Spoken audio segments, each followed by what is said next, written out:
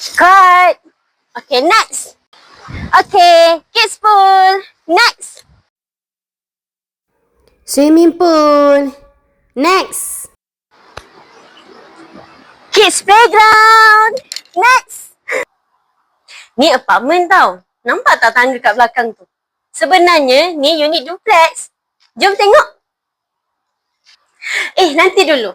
Nampak tak decoration kat belakang ni? Cantik kan? Cuba tengok dekat atas cornice dia. Chandelier lengkap.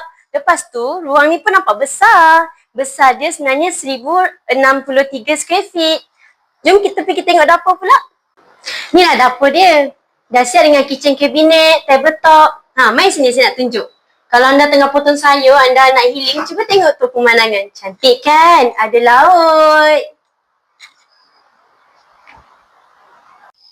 Sekarang kita dekat atas tau. Yang ni ruang rehat dia. Luaslah juga, boleh letak decoration kat sini. Ni master bed dia. Master bed ni ada balkoni tau. Sekarang ni saya nak tunjuk balkoni ni menghadap mana. Cuba tengok ni view dia. Cantik sangat. Untuk maklumat lebih lanjut, hubungi Shine Hartanah pada hari ini 018 263 8626.